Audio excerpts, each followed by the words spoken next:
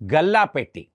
ஒரு சிறிய வியாபாரி அன்றாடம் வர பணத்தை, கடையில வர பணத்தை ஒரு பொட்டியில வைக்கிறதுக்கு கல்லா பெட்டி அப்படின்னு சொல்லுவாங்க. அந்த கணக்கு பார்க்கிறவர் உட்கார்ந்து இருக்கிற இடமே கல்லா அப்படின்னு சொல்லுவாங்க. கல்லா அப்படிங்கிற வார்த்தை ஹிந்தியில இதே அர்த்தம் தான். அதாவது வர பணத்தை வைக்கிற இடம். அதுக்கு கல்லா. அதை அப்படியே நம்ம தமிழ்ல எடுத்துட்டு இருக்கோம். இந்த கல்லாங்கிற வார்த்தைக்கு ஹிந்தியில எப்படி வந்தது அப்படின்னு பார்த்தோம்னா குல்லக். பிகி பேங்க் அப்படின்னு சொல்லுவோம் இல்லையா? மண்ணால செய்யப்பட்ட அதுல டெய்லி ஒரு காசை போட்டுட்டே வருவோம். அதுக்கு குல்லக் அப்படின்னு பேர். இந்த குல்லக்லேருந்து கல்லா ஹிந்தியில, அதுவே தமிழ்ல கல்லால உட்கார்ந்துட்டு இருக்கேன், கல்லால உட்கார்ந்துட்டு இருக்கேன் அப்படின்லாம் சொல்றது.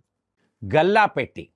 ஒரு சிறிய வியாபாரி அன்றாடம் வர பணத்தை, கடையில வர பணத்தை ஒரு பொட்டியில வைக்கிறதுக்கு கல்லா பெட்டி அப்படின்னு சொல்லுவாங்க. அந்த கணக்கு பார்க்கிறவர் உட்கார்ந்து இருக்கிற இடமே கல்லா அப்படின்னு சொல்லுவாங்க. கல்லா அப்படிங்கிற வார்த்தை ஹிந்தியில இதே அர்த்தம் தான். அதாவது வர பணத்தை வைக்கிற இடம். அதுக்கு கல்லா. அதை அப்படியே நம்ம தமிழ்ல எடுத்துட்டு இருக்கோம். இந்த கல்லாங்கிற வார்த்தைக்கு ஹிந்தியில எப்படி வந்தது அப்படின்னு பார்த்தோம்னா குல்லக். பிகி பேங்க் அப்படின்னு சொல்லுவோம் இல்லையா? மண்ணால செய்யப்பட்ட அதுல டெய்லி ஒரு காசை போட்டுட்டே வருவோம். அதுக்கு குல்லக் அப்படின்னு பேர். இந்த குல்லக்லேருந்து கல்லா ஹிந்தியில, அதுவே தமிழ்ல கல்லால உட்கார்ந்துட்டு இருக்கேன், கல்லால உட்கார்ந்துட்டு இருக்கேன் அப்படின்லாம் சொல்றது.